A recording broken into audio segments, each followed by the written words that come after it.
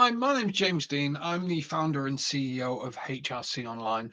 And in today's video, I'm going to break down the new 5HR01 unit, Employment Relationships Management, that was released in June 2024.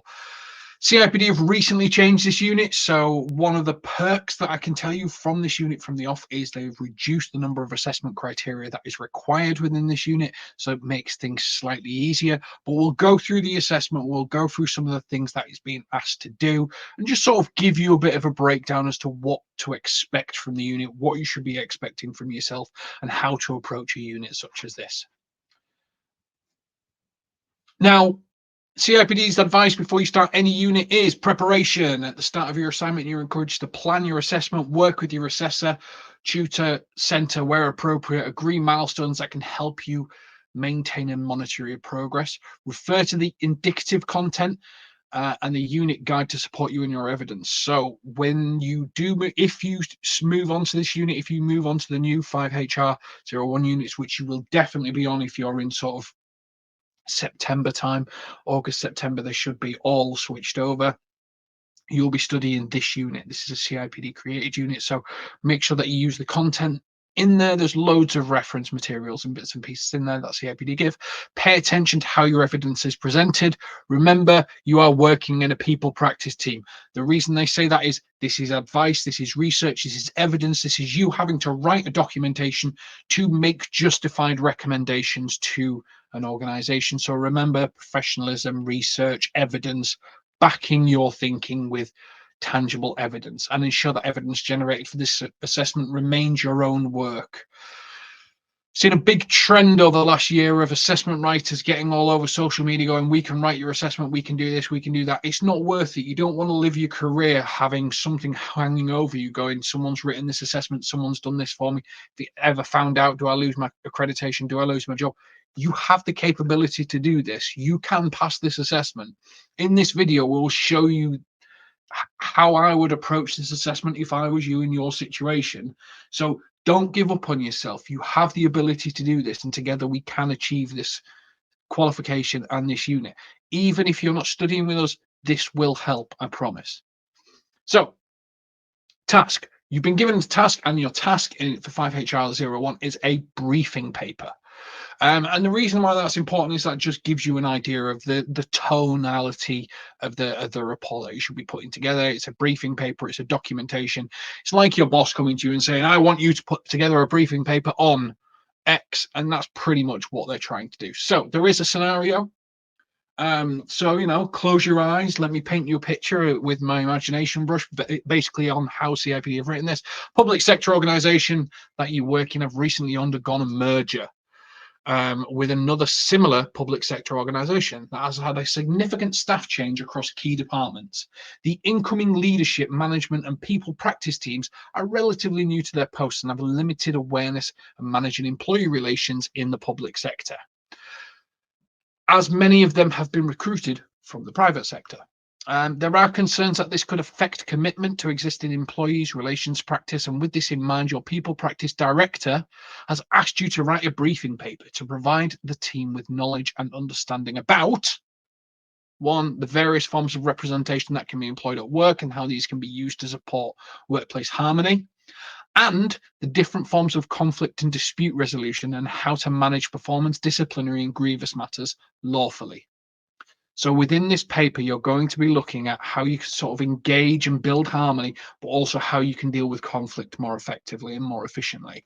To complete the briefing paper, you should include written responses to each of the 10 points. There are 10 questions in this assessment, therefore 10 points. Making appropriate use of academic literature, case study, statutory law, code of practice, research, good practice examples to substantiate your response and illustrate key points. Please ensure that you use reputable sources as indicated on the unit reading list, and all cited sources are correctly acknowledged and presented in a full bibliography at the end of your briefing paper. And this is the first one that I'm recording today, and I nailed bibliography first time, so I am in a pretty good mood now. Now, to give you some idea, a briefing paper sets out you must have 10 instructions above. That is approximately 3,900 words in total. Refer to the CIPD word count policy. Basically, you can go 10% over. go 10% under. If you break either way, it's an instantaneous fail. You will struggle in most instances to pass this unit if you're not near to the word count. I would say 3,900. Now this works out at 390 words per question. So you have 390 words to answer every question. Bear that in mind. And the thing that I would always recommend anyone when starting this is it says in the previous, lay out your work in a way that it can be followed and that it can be done like that. So AC 1.1, 1.2, 1.3, so question 1, question 2, question 3, question 4, question 5, all the way to 10, so that it is a heading for each question. That way you can never be missed. You can never lose anything. I have had learners who think that they've answered all the questions and they've just missed a question off, and it's because they haven't gone AC 1.1, 1.2, 1.3, 1.4, 1.5. But this is a relatively simple. So you've been given this lovely sort of intro. Now, don't fret too much about the intro. Public sector, organization, this, that, and the other. Really, it comes down to the ACs and the question that are in the ACs. So if we look at question 1 to 3, differentiate between employee involvement and employee participation and how they build relationships. Compare forms of union and non-union employee representation. Evaluate the relationship between employee voice and organizational performance. So they're the first 3 questions that you've been given as sort of your briefing now. And as I would lay them out in my paper, AC 1.1, and then I'd write my 390 words, AC 1.2, my 390 words, AC 1.3, my 390 words. But to help you along, I've tried to break the question down into some big things. Now, the number one reason people refer on these questions is they miss the verb. So the first thing here is it tells you what it wants you to do. So it wants you to differentiate. So what are the differences between employee involvement and employee participation? And how do they build relationships? Yeah. Compare forms. This is a trick that CIPD get you with. Forms, you'll notice that I've bolded just the S. Forms means multiple, more than one. So if you compare a form of union and non-union employee representation and you only compare one, well, the question says forms. It means plural. It means multiple. So you ideally, a minimum, you need to compare 2. Evaluate the relationship between employee voice and employee performance. Evaluate pros and cons, benefits and disadvantages. So what is the advantage of the relationship between employee voice and employee organizational performance? What is the downsides of employee voice and organizational performance? How can they what's the path that you need to do? So again, never miss the verb. The verb is really important. And one of the study tips we've got on here is use references and citations to add legitimacy. Never nearly said that one right. Legitimacy to your answers. So every single action point that you're trying to fulfill. So if you're differentiating between employee involvement and employee participation, differentiate would mean differences. If difference 1, reference and citation. Difference 2, reference and citation. Every point you're trying to make should not be, unless it's being asked for, your opinion. It should be, this is what the evidence says. This is a reputable source that's done it. CIPD love to see CIPD.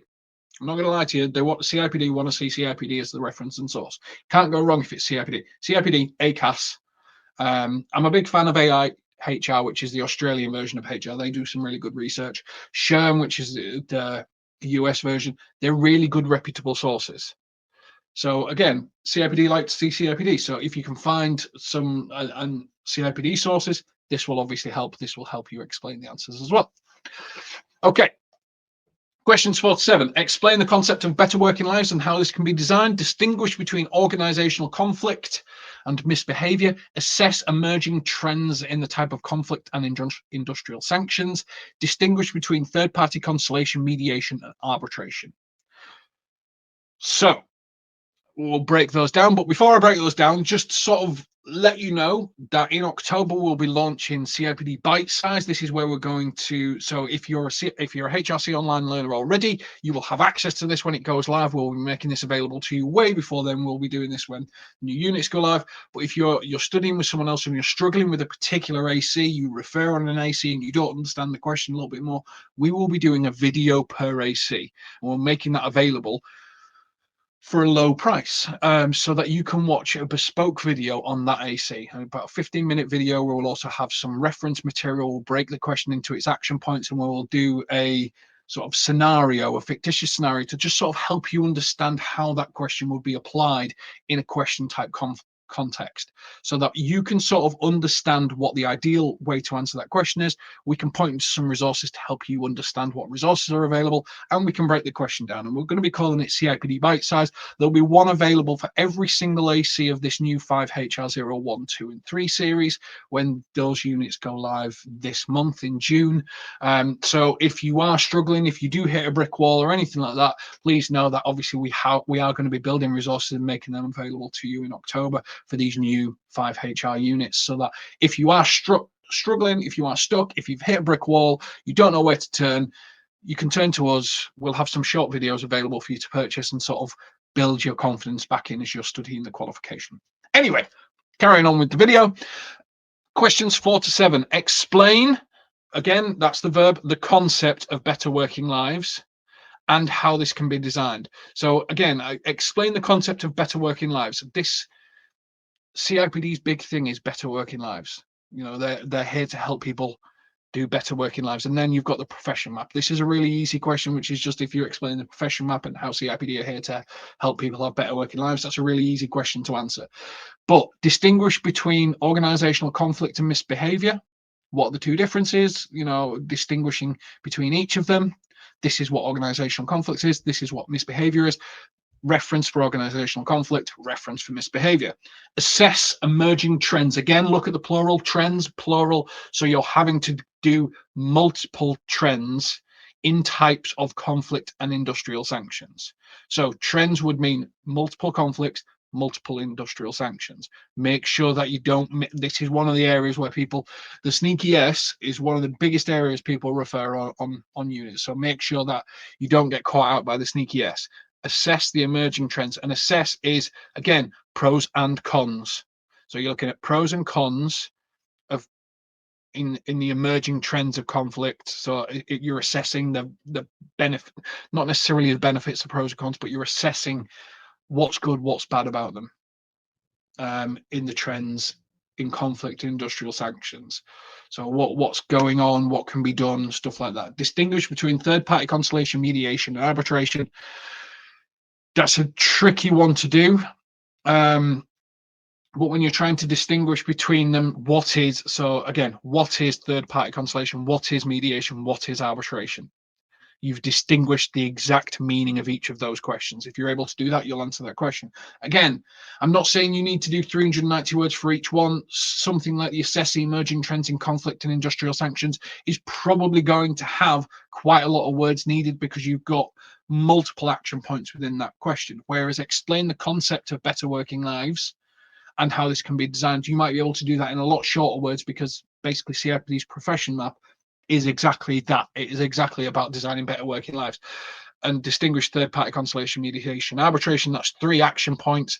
That could very easily be done in 300 words, saving yourself 90 words so you can really dig into this, assess emerging trends. Just set yourself a target for each question when you plan your work, and you'll be a lot more successful. Now, questions 8 to 10, explain the principles of to unfair dismissal in respect to capability and misconduct issues. Analyze 3 key causes of employee grievances. Advise on the importance of handling grievances. Got general grievous in my head. Grievances effectively. Anyway, explain the principles. Again, look at that, sneaky S, principles of legislation. So that's principles will be multiple regarding unfair dismissal in respect to capability and misconduct. So what are the principles of legislation relating to unfair dismissal in respect to capability and in respect to misconduct? Analyzed 3, so they're giving you a number on this one, key causes of employee grievances. And again, you should be gunning. Have you proven your point? Is there a reference? Is there something reputable that backs up this particular question? Is there a reference to citations, something that I can cite that shows that this is evidenced thinking? I've proven that this is what the key causes are, as opposed to me just saying, I think it's this. Great. Have you proven it? And that's what the study point is there. Advise on the importance of handling grievances effectively. So again, advise gives you a little bit more leeway to sort of add your own flair to it and things like that, but you should reinforce your thinking with stats, with data, with information. So if you one of the things I think is really important is this can be seen by this data and this statistic and this information about how you handle grievances effectively, because blah blah blah blah blah. So again, whilst it's edging you towards giving your opinion, remember this is critical evaluation. So why have you got that opinion? How have you formed it? What is the evidence to support your thinking of that particular thing? And that's it. They're the 10 questions. I mean, it's a lot easier. I think it was 15 in the last one, so they've dropped 5 questions. So remember that if you are struggling with a particular thing, in October we will be going live with CIPD Bitesize for 5HR01. So that way you'll be able to buy a detailed video for each unit with evidence, information. We break the question into action points so that you can break it down to your word count as you need. We'll give you even more study tips and really sort of break it down into an achievable focus for you. But this has been our breakdown of the Employment Relationship Management 5HR01 CIPD assessment for the new June 2024. I actually really like this assessment. I think there's a lot of practicality in it in terms of evidence and report writing. Doing a briefing task gives you the ability to really sort of think about how you will present this information to a director, to a boss, to someone who doesn't understand this. If they're like, okay, well, how do we improve employee relations? Actually, this gives you a bit of an insight into that. So whether it be a PowerPoint that you'd have to do at work, whether it would have to be something with relation to fixing a particular problem that you've got with grievances or misconduct, this approach, this research-based approach to this assessment, I think is a really good foundation. And I think if you can get through this unit, really the rest of the 5 HRs are pretty much fall in line with this. This is really a nice process-driven approach to passing this unit. So the introduction that we talked about, the private sector and stuff, doesn't really affect the questions, but it's nice to put you in sort of the mindset of an organization going, this is a problem we've got and this is what we want you to do as an independent HR consultant. And I think that's what they're really trying to do with these new units and these new assessments. So it works really well for me. I'm really quite pleased with sort of how it's come together. If you've got any questions, if there's anything that you're not sure about, obviously you can pop it in the comments. We will respond to all the comments with regards to the unit and the question as well. If there is anything else that you need in terms of videos or you'd like us to make, please let us know. Obviously, we are doing a video per AC, but that's going to be made via CIPD Bitesize, which you'll be able to find on the HRC online website. Thank you, everyone, for watching this. Best of luck with the unit. I'm sure you're going to absolutely smash it.